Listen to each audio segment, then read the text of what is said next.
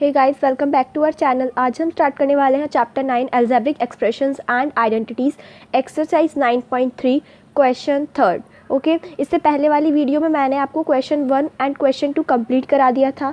ठीक है, तो आज मैं इस वाले वीडियो में आपको क्वेश्चन थर्ड स्टार्ट कराने वाली हूँ। ओके, तो चलो स्टार्ट करते हैं। अब देखो गाइस, हमें यहाँ पे क्वेश्चन थर्ड में बोला गया है फाइंड द प्रोडक्ट। ठीक है, और हमें यहाँ पर ये एक्सप्रेशंस दिए हुए हैं। तो देखो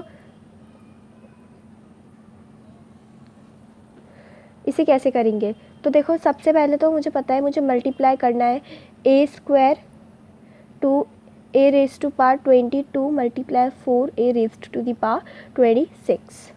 अब मैंने आपको बताया था कि सबसे पहले आप कोफिशिएंट अलग कर लो, वेरिएबल्स अलग कर लो। तो देखो सबसे पहले आप चाहो तो इसे एक्सटेंड भी कर सकते हो, that is 2 multiply a raised to the power 22। ठीक है, इस तरीके से multiply 4 multiply a raised to the power 26। ठीक है, अब कोफिशिएंट अलग कर लो और वेरिएबल्स अलग कर लो। तो देखो 2 मल्टीप्लाई 4, ओके, इस तरीके से ब्रैकेट में multiply a square multiply a raised to the power 22 multiply raised to the power 26। ठीक है, तो ये हो जाएगा 8 मल्टीप्लाई, अब देखो यहाँ पर ये 22 है और यहाँ पर a जो है मेरे 26 है। अगर मैं इसे एक्सटेंड भी करूँ तो मुझे a की मल्टीप्लाई 22 टाइम्स करनी है। अगर मैं इसे एक्सटेंड करूँ तो मुझे a की मल्टीप्लाई 26 टाइम्स करनी है, और अगर मैं इसे करूँ तो मुझे a की मल्टीप्लाई 2 टाइम्स करनी है। तो बेसिकली हम इनको ऐड कर देंगे। ठीक है, तो देखो अगर मैं ऐसे कर देना, अगर मैं 2 को 22 से ऐड करूँ डैट इज़ 24 और फिर 26 को ऐड कर लेना, ये हो जाएगा 50। ठीक है, तो आप लिख देना a की पावर 50। ओके, अब यहाँ पर इनकी मल्टीप्लाई कर दो, that is 8 a raise to the power 50 answer. Okay,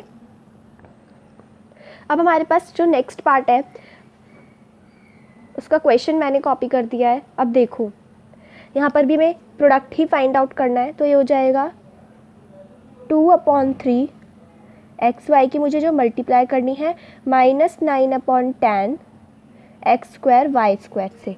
ठीक है, तो सबसे पहले आप इसे एक्सटेंड कर लेना। तो देखो 2/3 मल्टीप्लाई एक्स वाई।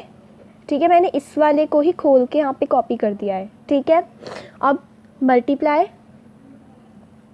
-9/10, ये जो माइनस है ये इस वाले कोफिशिएंट के साथ रख लो या फिर आप वेरिएबल के साथ रख लो। ठीक है, मैंने कोफिशिएंट के साथ रख लिया है। Multiply x square y square. ठीक है, अब देखो कोफिशिएंट को साथ में लिख लो, 2/3 मल्टीप्लाई -9/10। ठीक है, ये एक ब्रैकेट में मल्टीप्लाई, अब वेरिएबल साथ में रख लो, that is x y multiply x square y square. ठीक है, तो देखो अगर मैं इसको देखूं तो यहाँ पर मैं यहाँ पर देखो ये हो जाएगा 3 1 जा 3, 3 3 जा 9। ठीक है, ये हो जाएगा 2 1 जा 2, 2 5 जा 10। ठीक है, अगर मैं 1 की मल्टीप्लाई -3 से करूँगी दैट इज़ -3 आएगा, और अगर मैं 1 की मल्टीप्लाई 5 से करूँगी तो 5 आ जाएगा। ठीक है, अब मल्टीप्लाई एज इट इज़। अब इस वाले ब्रैकेट को सॉल्व करो, तो देखो यहाँ पर जो मेरा आएगा वो आ जाएगा, x कितनी बार हो जाएगा, x 3 टाइम्स हो जाएगा, दैट इज़ x की पावर 3, और y भी मेरा 3 टाइम्स हो जाएगा, y की पावर 3। ठीक है, अगर मैं इसे आपस में मल्टीप्लाई कर देती हूँ तो आंसर आ जाएगा -3/5 x cube y cube. This is your answer.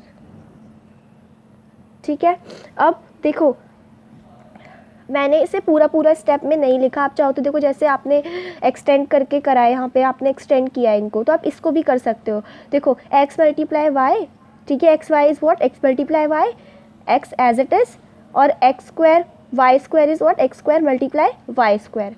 ठीक है, तो ये x कितने हो गए, अगर आप इनकी मल्टीप्लाई आपस में करो तो ये हो जाएगा, इसकी पावर यहाँ पे 1 है। ठीक है, आपने जैसे ऊपर यहाँ पे पावर्स ऐड करी थी उसके बाद आपने यहाँ पे लिख दिया था वेरिएबल, सेम वेरिएबल होना चाहिए। ठीक है, ऐसे नहीं अलग अलग की सबकी पावर आपने ऐड कर दी। ठीक है, यहाँ पर सेम वेरिएबल है, अगर मैं इन दोनों की पावर ऐड करूँगी 1 + 2 तो हो जाएगा 3, तो x की पावर 3। इसी तरीके से y की पावर यहाँ पे 1 है, तो 1 + 2 इज़ व्हाट 3, तो ये जाएगा y की पावर 3। इस तरीके से यहाँ पे मेरा y cube x cube y cube आया है। ठीक है, अब हमारा next part that is third part. अब देखो यहाँ पर भी मुझे बिल्कुल सेकेंड पार्ट की तरह ही करना है। यहाँ पर देखो मुझे मल्टीप्लाई करना है -10/3 p q raised to the power 3 multiply 6/5 p raised to the power 3 q. ठीक है, अब देखो मैं इसको एक्सटेंड कर लूँगी, तो अगर मैं देखूँ तो क्या बन जाएगा यहाँ पे -10/3 मल्टीप्लाई पी क्यू क्यूब। ठीक है, similarly for this one that is 6/5 multiply P cube Q. Okay, अब कोफिशिएंट साथ में रख लेंगे, मल्टीप्लाई 6/5। मैंने आपको बताया था आप चाहते हैं मल्टीप्लाई वेरिएबल के साथ भी रख सकते हो। ठीक है, अब मतलब किसी एक के साथ ही रखना है, या तो कोफिशिएंट के साथ रख लो या तो वेरिएबल के साथ रख लो। ठीक है, अब यहाँ पर मैं वेरिएबल साथ में रख लेती हूँ, मल्टीप्लाई पी क्यू क्यू। ठीक है, अब देखो ये आपस में कट रहे हैं, दैट इज़ 3 1 जा 3, 3 2 जा 6, 5 1 जा 5, 5 जा 10। ठीक है, अगर आप 2 की मल्टीप्लाई 2 से करोगे दैट इज़ 4, और 1 की मल्टीप्लाई 1 से तो नीचे 1 ही है तो हम नहीं लिखेंगे। ठीक है, तो ये हो जाएगा मल्टीप्लाई, अब देखो इसमें आपस में हो जाएगा p raised to the power 4 से q raised to the power 4। ठीक है, इसकी मल्टीप्लाई करने के बाद आपको आ जाएगा यहाँ पे -4p raised to the power 4 q raised to the power 4। This is your answer. अब देखो गाइस हमारा नेक्स्ट पार्ट ये है। ठीक है, ये हमारा लास्ट पार्ट है क्वेश्चन थर्ड का। अब देखो, अब आप कहोगे कि यहाँ पर आप चाहो तो एक्सटेंड करके कर लो, लेकिन अब आपने इतने सारे क्वेश्चंस कर लिए हैं कि आपको डायरेक्ट क्वेश्चंस मतलब डायरेक्ट उन क्वेश्चंस के आंसर पता लगने चाहिए। ठीक है, आप चाहो तो ऐसे कोफिशिएंट निकाल सकते हैं। आपको कोफिशिएंट कहाँ है, तो मैंने आपको बताया था कि अगर वेरिएबल इस तरीके से है तो यानी कि उनका जो कोफिशिएंट है वो 1 है। अगर आप देखो जैसे यहाँ पे x है, ठीक है, यहाँ पर भी मेरे पास कोफिशिएंट है। किस तरीके से, अगर आप 1 की मल्टीप्लाई x से करोगे तो x ही तो आएगा। ठीक है, तो यहाँ पर ये जो है ये कोफिशिएंट है मेरे पास 1, और ये जो है मेरे पास वेरिएबल है। ठीक है, तो लेकिन आपको मैंने ऊपर वाले पार्ट्स में बताया है इस तरीके से। देखो यहाँ पर मेरे पास सेम वेरिएबल है।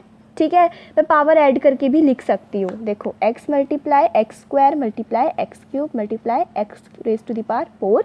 तो देखो इसकी पावर 1 है और वेरिएबल भी मेरे सेम है। अगर मैं 1 + 2 + 3 + 4 कर दूँगी तो मेरे पास क्या आएगा इनका, दैट इज़ 10।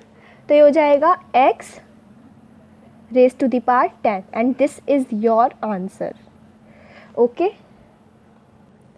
हे गाइस, अगर आपको ये वाला वीडियो मेरा पसंद आया हो तो चैनल को सब्सक्राइब कर देना, बेल आइकन प्रेस कर देना, शेयर कर देना, कमेंट कर देना।